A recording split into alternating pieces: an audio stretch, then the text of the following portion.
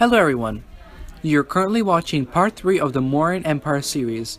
If you still have not watched the first two videos, then please do, as it will give you background knowledge about what I'll be saying in this video, which would be the legacy of the Mauryan Empire. So, in this video I might give you information that I already given before, but that's okay, considering that this video will wrap up most of the things that I said before and introduce Mauryan Empire's legacy. The Mauryan Empire, as I already told you, started in 322 BC, and until its zenith, it covered most of the Indian subcontinent and ruled over 50 million people at that time, which was over a third of the world's population. The Mauryan Empire was also one of the strongest empires of the world. It had over 600,000 soldiers in its army, 30,000 cavalry, 9,000 war elephants, and that does not include the South Indian ally. Its administration was very sufficient. Under its rule, trade increased rapidly, causing the Mauryan Empire to become probably the largest economy in the world. As I probably might have not mentioned before, that how did the Mauryan Empire came to having such an awesome administration, it was because Chanakya, yes, recalling the first video, wrote a book called Arthashastra, which gave down-to-earth information of how to rule a kingdom, from every bit to laws, to rules, to administration, to taxation, to anything else you could think about, was written in the Arthashastra firstly by Chanakya, which every single Mauryan emperor tried to follow. Interestingly enough, the concept of spying didn't exist until Chanakya thought about it and mentioned in his Arthashastra that, not quoting, but roughly that the regular speculations of the government officials should be taken, and spies should be used for enemies but also friends to know that are they really friends and are they actually doing the work they're supposed to be doing? Another interesting to know. My question to you first of all, when do you think traffic rules were first introduced in the world? Please leave them in the comments. And now I'm going to give you the answer. Yes, under the rule of the Mauryan emperors. Traffic rules were created, and there are a lot of them. They were very well established, and reckless driving was a punishable offense. Now you might wonder how were they cars, but they weren't cars at that time, obviously.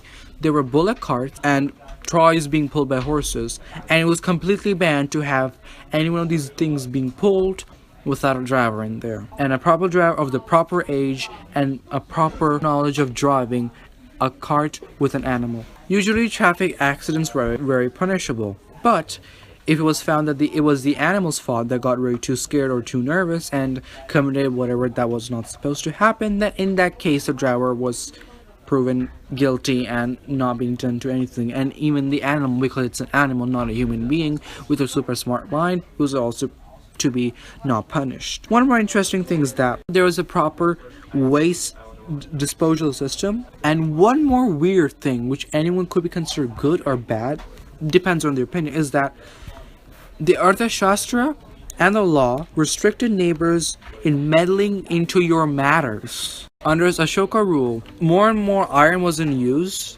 especially for farming, and improved productivity, and farming grew and economy grew. He also taught his people of non-violence and peace, and unjust slaughtering of animals was also forbidden. After him becoming a Buddhist, he even sent missionaries to the rest of parts of the world.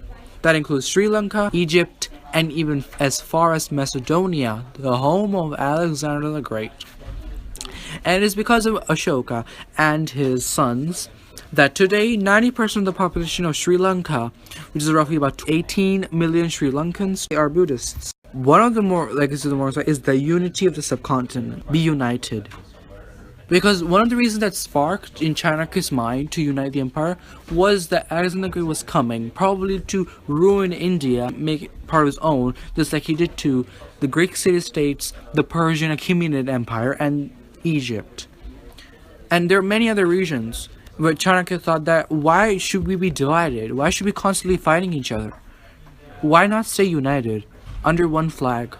Under one great empire, an empire having a great administration. One random information.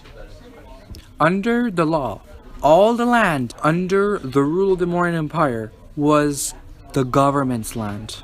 Yes. So if you were a farmer living at that time, you'd be considered using the land of the government, not actually owning it.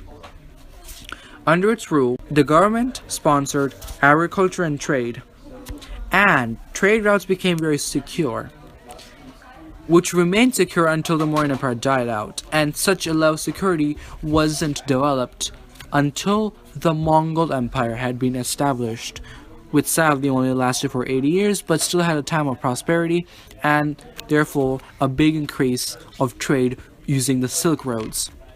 One more thing, in spite of trade, diplomatic relations with the Greek-speaking kingdoms, the Seleucid Empire, Egypt, and Macedonia were built. Every village, which is known as Gram, had a Gramika, which was elected by the villagers. Yep, democracy in India in 250 BC.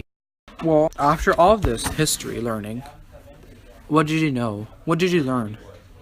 For one more thing, that you probably did not know this empire earlier before watching any of these videos, most likely. If you did, then good job. But isn't it a bit weird that such a nice and large and more and strong and wealthy and whatever words you can think about empire existed more than 2,000 years ago, and most people don't know about it?